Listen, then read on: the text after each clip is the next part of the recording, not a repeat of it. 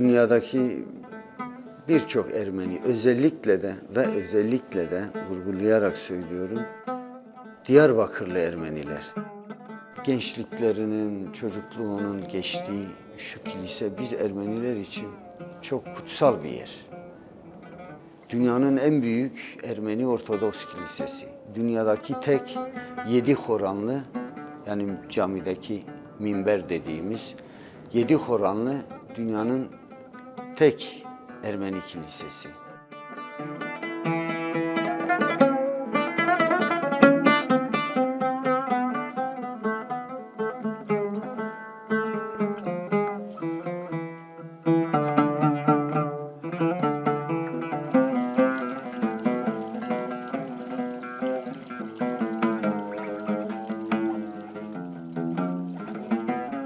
Şu anda tabii ki Diyarbakır'da Ermeni cemaati çok az bir sayıdadır.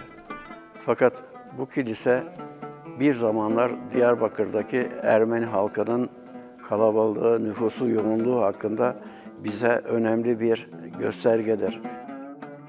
Tabii ki tarihte birçok hadiseler olmuştur insanın bugün hatırlamak istemedikleri. Ancak bunlar olan biten hadiselerdir. Bunları bugün yaşatmanın veya hatırlatmanın çok büyük bir önemi yoktur. İyilik, dostluk, kardeşlik, iyi münasebetler daima herkes için faydalı olur.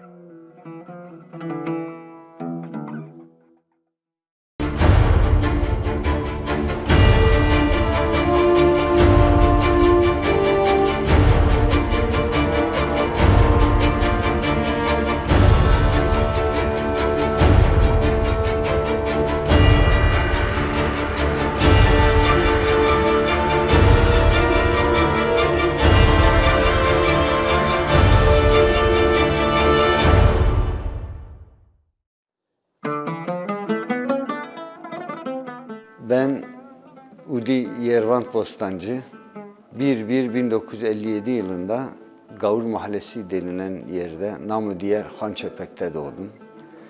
20 yaşına kadar Diyarbakır'da yaşadım. İlk müzik eğitimimi bu gördüğünüz Sutgiragos Kilisesi'nin korosunda aldım. Ben insanlığı da burada öğrendim. Dostluğu da buradan öğrendim. Sokaklarda, buranın bahçesinde büyüdüm. Yervant Bostancı is one of the few remaining indigenous Armenians in Turkey's Diyarbakır province. He's a musician who specializes in playing the oud, a traditional musical instrument. Yervant left Turkey in the politically turbulent 90s and moved to Los Angeles. In 2013, he moved back upon an invite from the Turkish Cultural Ministry and became the first Armenian musician working for the state choir of classical Turkish music. Yani ilk geldiğimde toprağı öpmüştüm. Şöyle bir şiirim vardır, yazmıştım. Diyarbakır özüm benim, hep kalbimde yaşıyorsun. Dinklerinle akarsuyun, kahrı sevda taşıyorsun. Geleceğim, döneceğim sana benim canım memleketim. Sende umut, serde sevgi, yüreğimden çıkmıyor ki hasretin.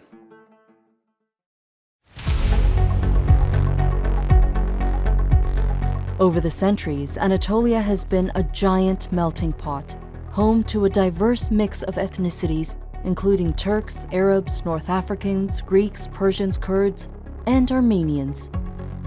For most of the past millennium, the Ottoman Empire ruled this multicultural land. Religious freedom and peaceful coexistence were at the core of Ottoman rule. As citizens of the empire, Armenians enjoyed all the rights granted to Ottoman citizens. They prospered economically and were able to practice their cultural and religious traditions. Şimdi bizler hem şimdiki Ermeniler olarak hem de geçmişteki Ermeniler bu toprakları yabancı bir toprak olarak görmediler ki. Bu toprakları kendi toprakları olarak düşünmüşlerdir ve ellerinden geldiği kadar bu toprakların daha mükemmel, onun üzerinde yaşayan insanların daha iyi bir hayat yaşamaları için ellerinden geleni yapmışlardır. Bu arada tabii Osmanlı devletine de ellerinden gelen bütün hizmeti vermişlerdir. Their contributions to Ottoman society and political life earned them the title Millet-i Sadıka, which translates as the loyal people. This loyalty was rewarded with Armenians obtaining many senior positions within the empire.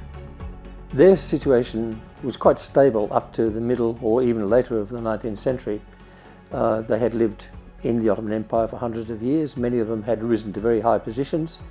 They were associated with the sultans. They worked for the sultans. They looked after his money affairs. They built his palaces. There were no problems at all. But at the dawn of the 19th century, Europe was undergoing major geopolitical changes. Revolutions across the continent marked the end of the age of empires and the rise of the nation-state. The aging Ottoman Empire was not immune to this wave of change. The problems between them and Turkish society and the government in general began with the collision between nationalism and the needs of the Ottoman Empire. And that goes back to the beginning of the 19th century, actually, with the Greeks. So if we move forward up to the 1870s and we come to the War of 1877, that was a terrible outcome for the Ottoman Empire. It ended in the Congress of Berlin. I mean, in human terms, it was a terrible outcome because millions of Turks from the Balkans were either killed or were ethnically cleansed. But the outcome of that war was the Congress of Berlin. And at that Congress, for the first time, the Armenian question became a question. It was inscribed on the European diplomatic agenda. As the Ottomans began losing territory in the Balkans, foreign powers worked closely with ethnic groups to create division and discord in Asia Minor. I think that from the 1870s onwards, in particular, the Ottoman Empire had been subject to a situation of incremental partition. The powers, there's no doubt at all that the Western powers were predatory.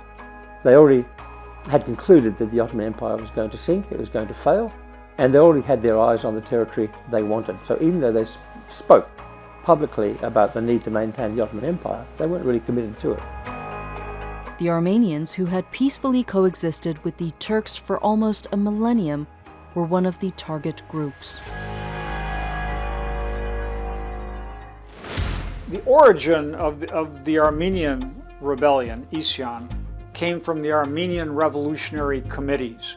And the Ottomans had a very hard time dealing with similar committees in Macedonia and Bulgaria. So when the war breaks out in 1914, the Armenian revolutionary committees start a rebellion in eastern Anatolia that grows.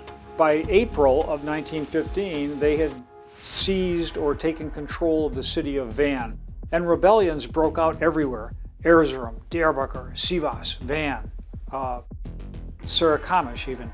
And as the Russian army comes advancing into eastern Anatolia, the Ottoman intelligence agencies have good information that the Armenians are about to rebel and help the Russians.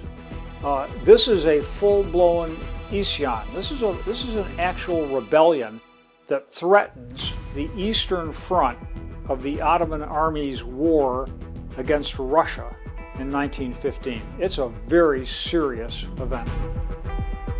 As the Ottomans were fighting battles abroad, the uprisings back home were especially detrimental to the security of the crumbling empire. If you look at the standing of the Third Army, in December 1914, it was roughly, I think, about 120,000 men. In March the following year, it had been reduced to less than 25,000. So the Third Army was incapable of launching offensive operations. At a time, the Russians were advancing quickly through the Caucasus and putting pressure on the Ottoman state. And at the same time, guerrilla insurgent bands behind the lines were creating havoc with Ottoman lines of communication. They were attacking civilians, they were attacking soldiers, they were doing all kinds of things. Armenian gangs began to organize and take up arms against local populations throughout Anatolia. And this built up to a pitch in Van. So that 6 months is critical in understanding what happened then.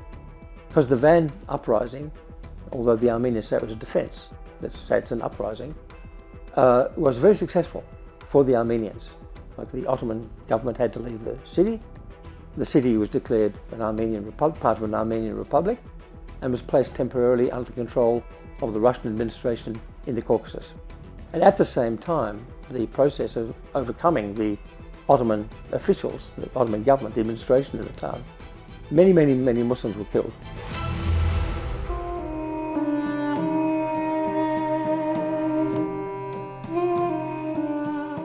Şimdi Ruslar burayı işgale geldiklerini duyan Ermeniler, Ermeni ve çeteleri o zaman bizim köyümüzü kuşattılar.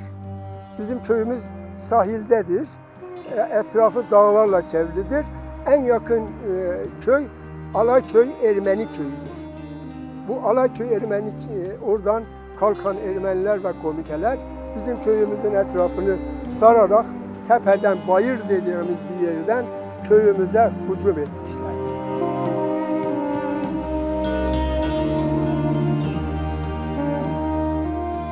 Zannedersem 9 Mart akşamı buraya Ermeni çeteleri geliyorlar. Daha önceden burada Ruslar burayı işgal ettiği için 18 ay kalmışlar Ruslar burada. Giderken de yalnız bizim komşularımıza silahlanın, Ermeni çeteleri gelir ise size sıkıntı verir diye de bir sezlenişte bulunmuşlar ama burada duranların geneli yaşlı, kadın, çocuk. Eli süngü tutan, askerlik yapanlar zaten askerdeler. Burada onlara karşı çıkacak kimse de yok. O zaman takriben köyün nüfusu herhalde 500'lerin üzerinde ki yalnız çoluk çocuk 300 bir küsür kişi kalmış. Onların da zaten 278'ini katletmişler. Biz hep gider orada kazılarda çalışırdık. Yani böyle makine işi değil de onlar tarif ederdi. Biz de öyle o cesetlerin kafayı kafa, kolu kol, işte o kemikler tanıyabildik kaburgalarını böyle bir şekilde kazı yaparak da ben çok çalıştım onların içinde. Zaten köyün herkes çalıştı.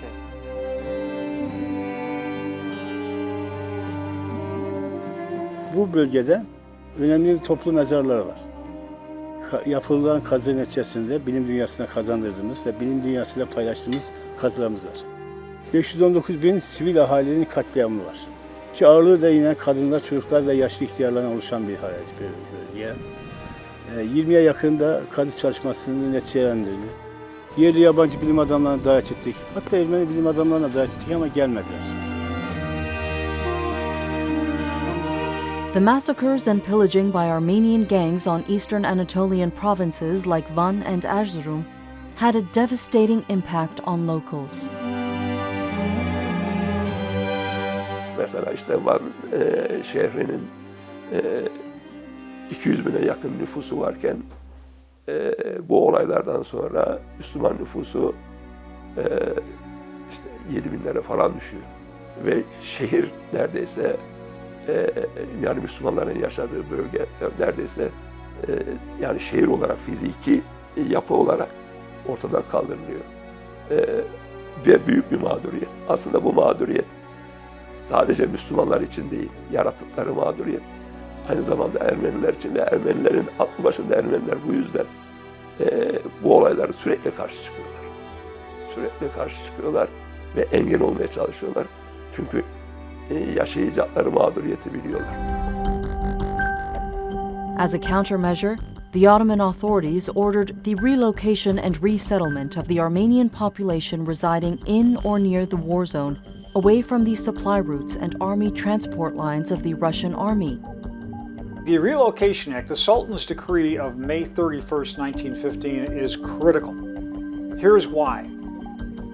In Yemen, in Bulgaria, in Macedonia, in Saudi Arabia, in everywhere where rebellions had taken place previously, the Ottomans had sent in the army.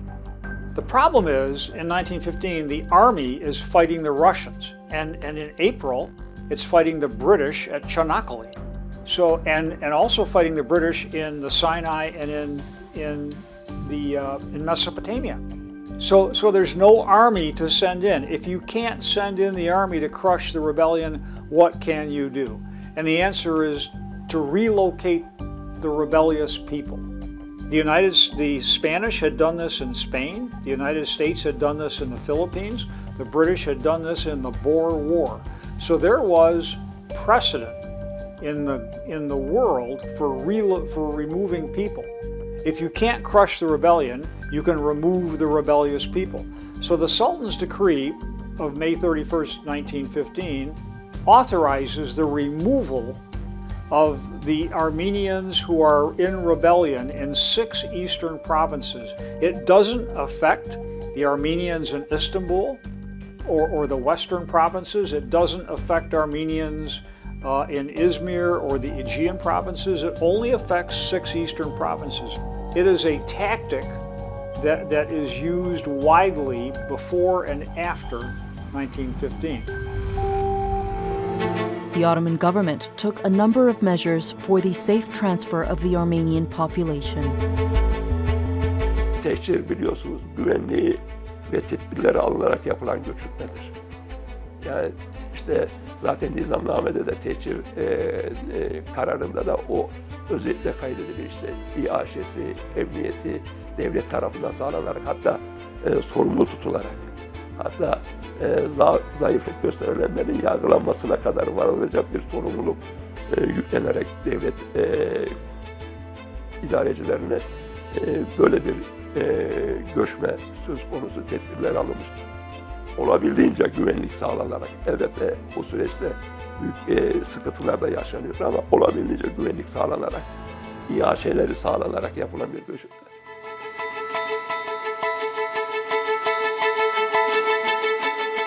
However, wartime conditions, a lack of infrastructure, and severe weather made the relocation long and dangerous. There were no railway lines. Soldiers had to walk to the front with little food or no food. Many of them got sick before they got to the front. Some of them died before they got to the front. The situation of the civilian population was terrible, bad for the soldiers, even worse for the civilians. So I just wonder whether someone came up to Talat and pointed these things out to him and what he would have said. I assume he would have said something like, well, the military has decided we have to do this. We don't really have an option because, you know, the war is at stake here, the outcome of the war.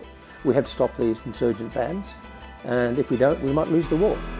During this period of turmoil and change from 1912 to 1922, around 3 million people, including Turks, Kurds, and Armenians, died in eastern Anatolia. An estimated 300 to 600,000 of those were Armenians. İki toplum da ağır bedel ödemiştir burada. Yani Müslümanlar işte 550 bine yakın Müslümanın göç ettiği gerçeği var ortada.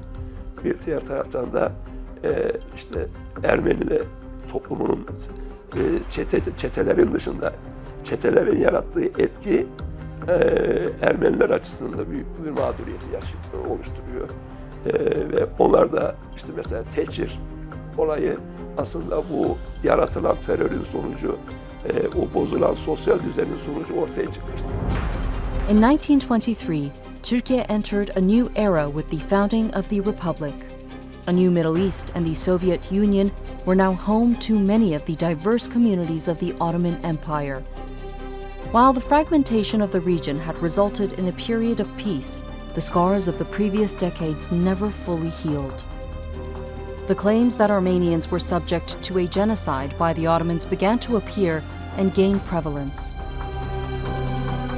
48'den sonra mesela tehcir eşittir soykırım gibi bir abes bir durum ortaya koyuyor. Tehcirle soykırım iki ayrı farklı kavram.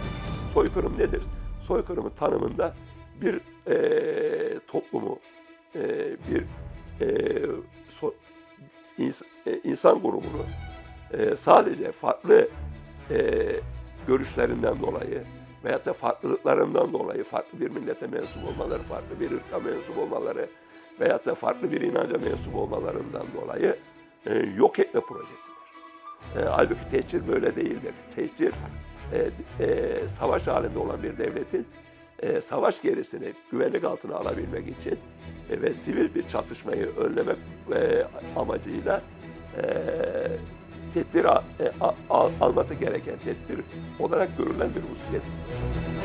The historical animosity of 1915, coupled with the new narrative of genocide, continued to polarize relations between the Turkish and Armenian people.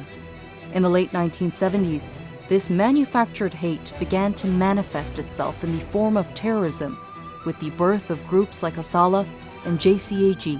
Throughout the 70s and 80s, the wave of terror conducted by Asala and JCAG were responsible for the murder of 77 people, including 31 Turkish diplomats and members of their families. Tarihi gerçekleri kasten saptırarak hayali ve saçma gayeleri uğruna kullanmak isteyenler büyük bir gaflet ve yanılgı içindedirler. Bu cinayetler masum insanlara ızdırap vermekten, yuvaları söndürmekten başka hiçbir işe yaramaz. Hayali ve sözde davalarına da bir fayda sağlayamaz. This was not the first time that Turkish officials were targeted by Armenian reactionaries. Between 1919 and 1922, 8 Turkish and Azerbaijani bureaucrats abroad were assassinated by members of the Dashnak terrorist organization and the Armenian Revolutionary Federation.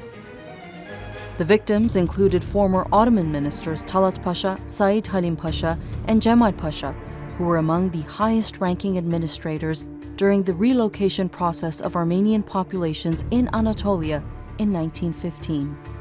3 Armenians were also targeted on the grounds that they acted together with the Turks. I think Asala was actually a follow-on from Nemesis, in the 1920s, when they set out to assassinate Turkish leaders. What effect did it have? It just killed these people, that's all.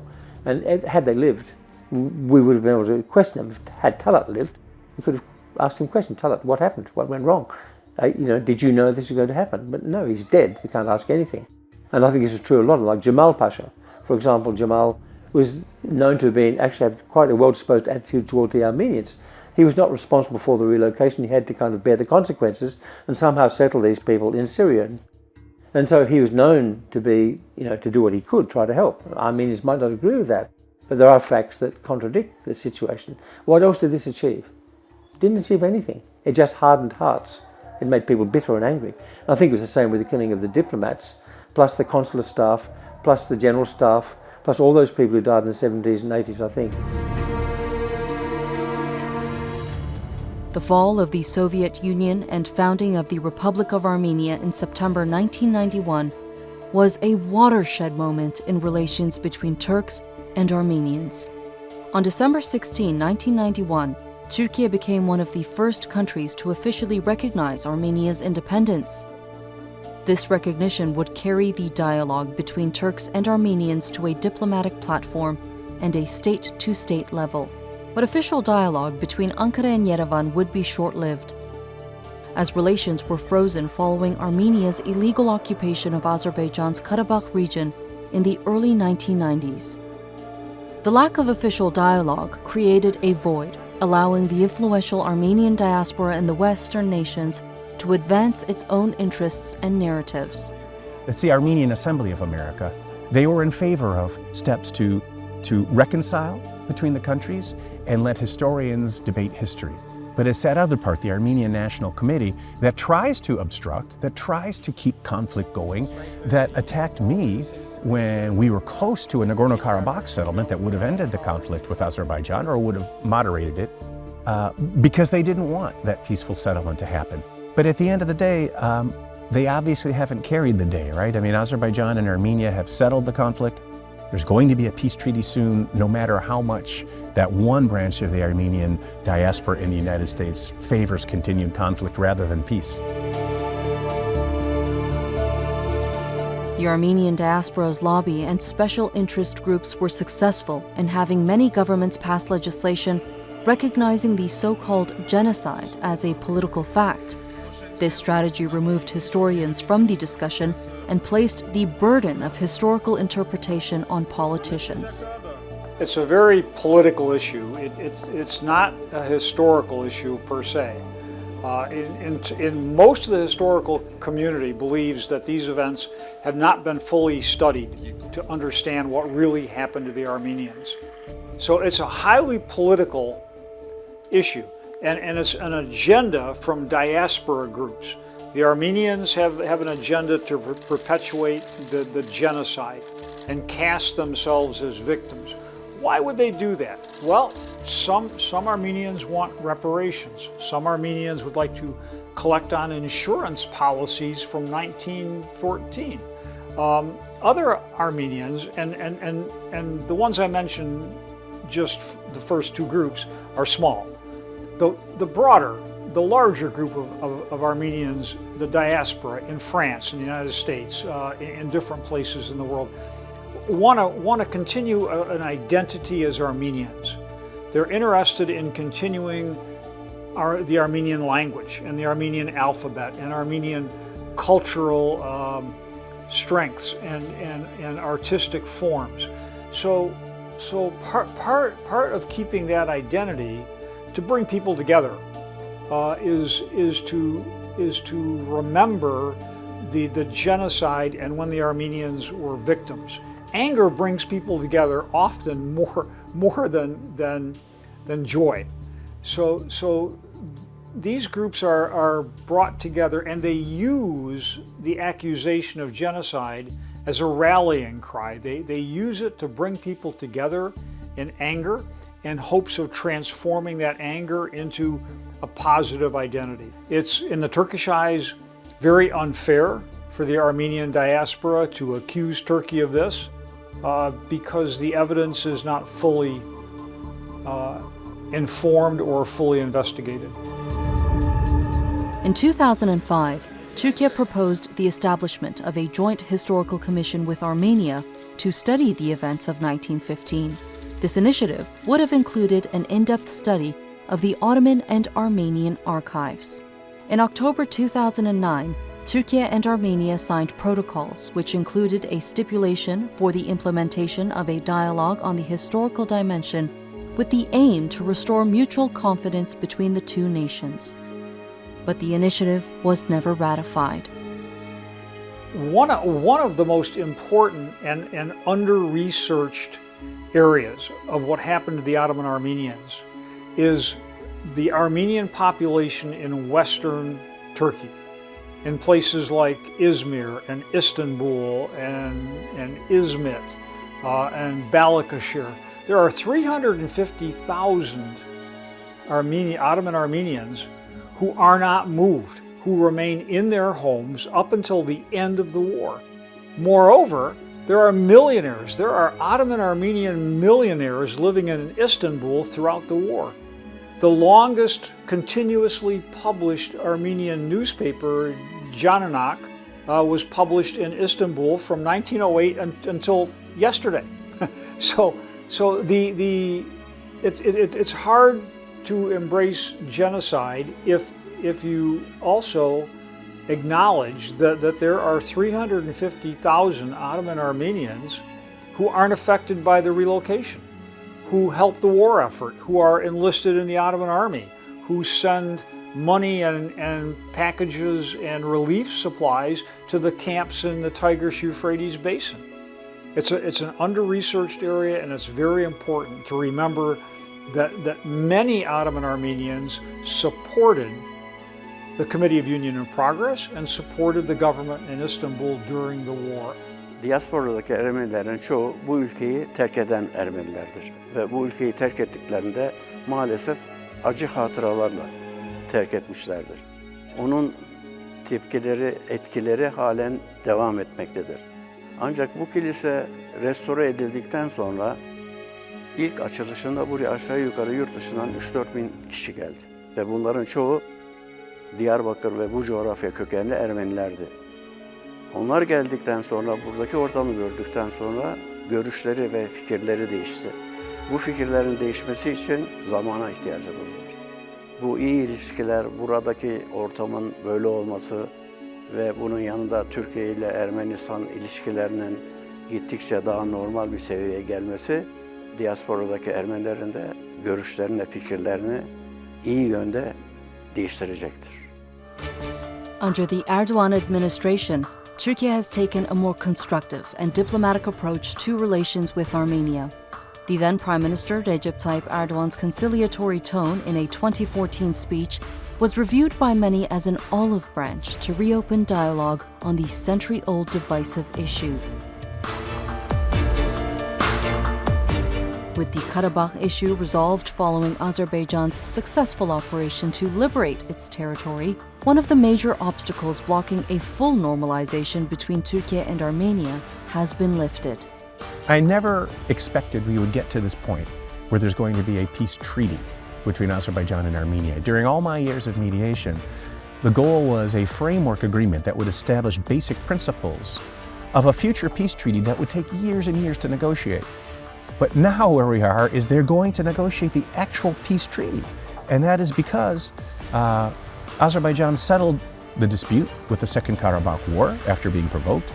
And then last September it conducted it calls it an anti-terrorist operation, but its military operation banished the separatist radical regime on territory of Azerbaijan occupied by Armenia, and banished Armenian troops that were illegally on Azerbaijani territory. And once that happened, the main obstacle to Pashinyan to reach a peace treaty was removed, because as long as those elements were there, Pashinyan's opposition would say, you're weak, you're a traitor, use these assets we have against Azerbaijan.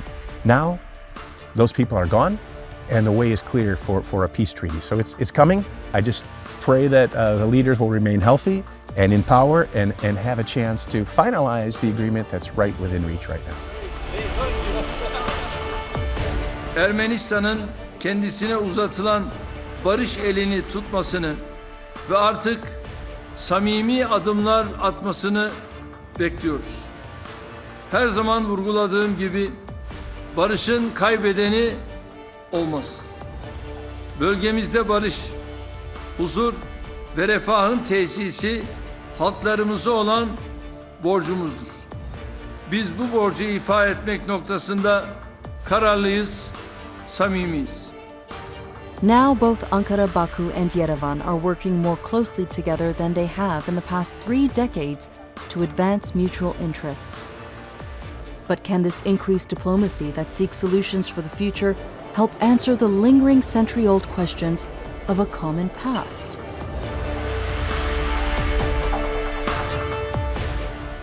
Eğer bir arada yaşamak istiyorsak ve ahenk içerisinde, düzen içerisinde 19. yüzyıldan önceki gibi olmak istiyorsak yeniden kendi gerçekliğimiz üzerine bir düzen kurmamız lazım.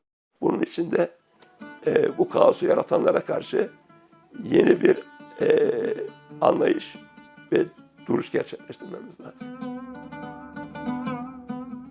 Aşık Mahsuni'nin harika bir dörtlüğü var.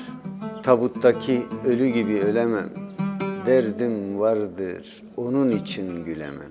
Ben insanın değerini bölemem.